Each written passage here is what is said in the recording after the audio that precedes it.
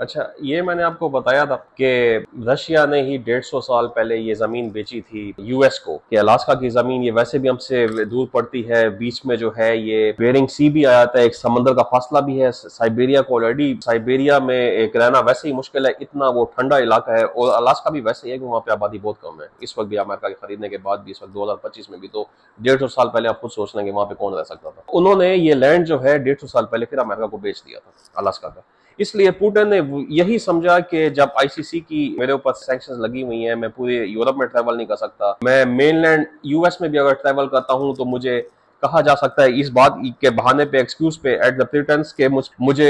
Late से अगर पकड़ लिया जाए इस बात पे कि जी हम तो आईसीसी की रूलिंग को फॉलो कर रहे हैं, ठीक। तो अगर मिलना ही है तो सेफ ये रहेगा कि मैं एंकरेज में मुलाकात हो जाए, अलास्का में मुलाकात हो जाए, जो हमने ही जो लैंड बेचा था, जो एक तरह से हमारा ही था और हमने ही फिर अमेरिका को बेचा था, वो फिर भी सेफ है। तो इसके बीच में बेरिंग सी लगता है, साइबेरिया और अलास्का के बीच में। बेरिंग सी के बीच में छोटे छोटे आइलैंड्स पड़े हुए हैं, ठीक। इनमें से एक आइलैंड है बेरिंग सी के अंदर, बहुत सारे क्लस्टर ऑफ आइलैंड्स पड़े हुए हैं। अब ये एक रिंग की चेन बना रहे हैं, अलास्का की साइड से ये रिंग चेन शुरू होती है और ये रशिया के करीब तक जा रही है। रशिया के साइड पे आइलैंड्स कम है लेकिन अलास्का की साइड पे ज्यादा है, यानी अमेरिका के लिए इनलैंड रास्ता, ऑन रोड रास्ता बनाना अमेरिका की साइड से आसान है, रशिया की साइड से मुश्किल है। रशिया ने प्रपोजल दिया जानबूझ के, जैसी जेलेंस्की की मुलाकात होने वाली थी और अब ये जंग का एक पासा पलट सकता था, और जब यूरोप ये पूरा इंसिस्ट कर रहा है कि हम इस जंग को 2026-27 तक खेल सकते हैं अगर ये, तो टॉमाहॉक्स अगर प्रोवाइड कर दिए जाते और सीधा मॉस्को में जाके मिसाइल जाके लगते, तो रशिया ने ये चुटकुला छोड़ा है कि ये बेरिंग सी के जो आइलैंड्स हैं, जो क्लस्टर ऑफ आइलैंड्स जो ये यूएस से बन रहे हैं, इसमें दो आइलैंड्स हैं, इनका नाम है